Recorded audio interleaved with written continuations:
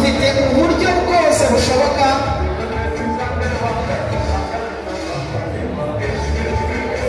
uburyo bwo kwikemurira ikibazo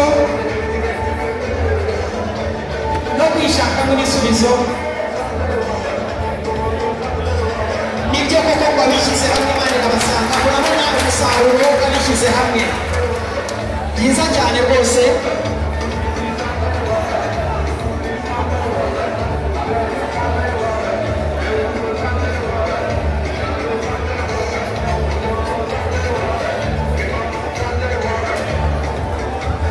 Tubashimira rwose yuko bafashe umwanya wabo kugira ngo ibyishimo dufite muri uyu mwanya babituremere.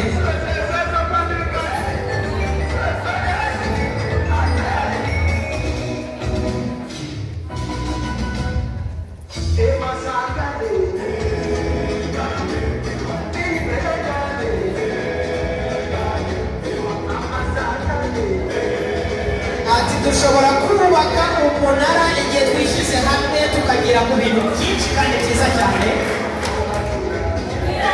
Wow, byiza cyane rwose.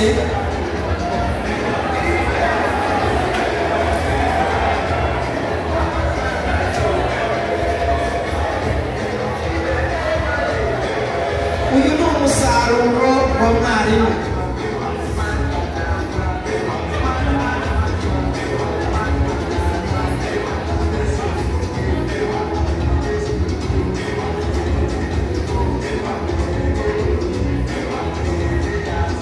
Ati si icyo gusa, twashobora no gukora ikiraro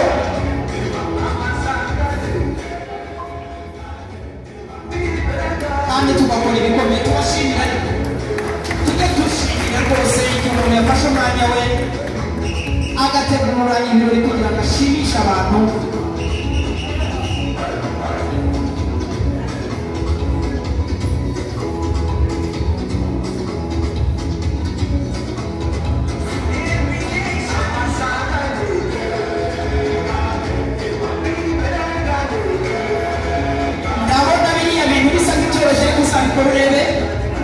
Uzabikore mu gitondo cyose urebe.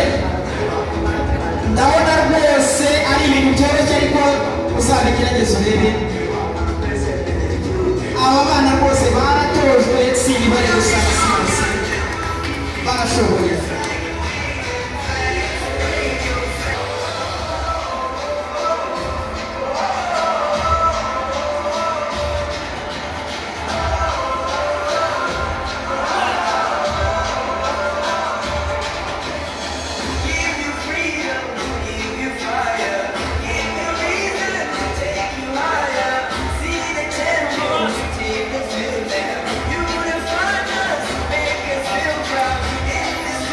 Uwo ni mwarimu Inyasi utoza itsinda.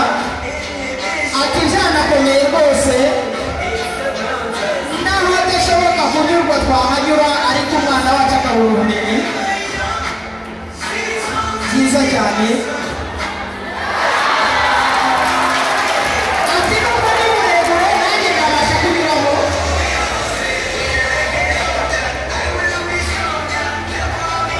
Biragaragara nk'ibyoroshye ariko uzabigerageza mu gitondo ubikore turebe. Ndabibona rwose ko byoroshye.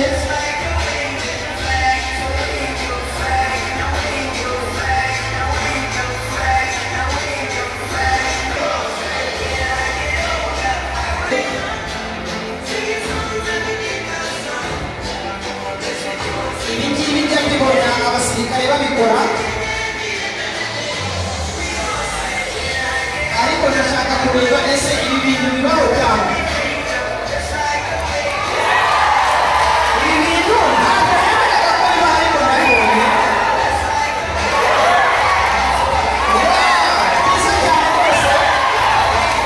Ntabwo nemeraga ko bibaho ariko bimwe mu byo twigisha, kwishakira ibisubizo nabyo birashoboka. No mu nzira ivunanye mu rugamba twagerageza ibishoboka byose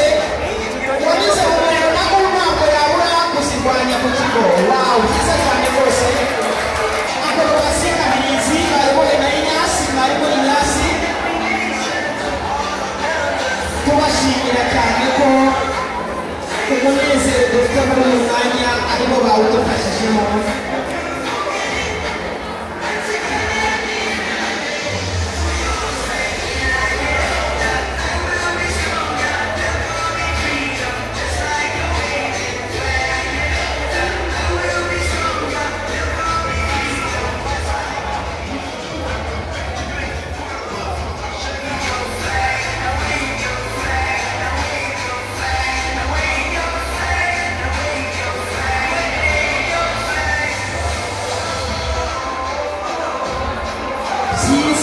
byiza cyane abishyize hamwe Imana irabasanga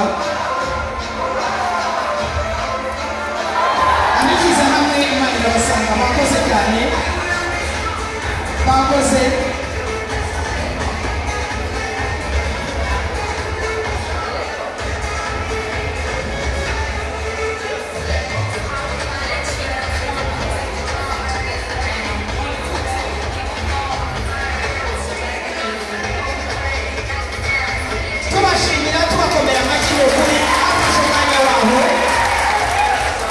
murakoze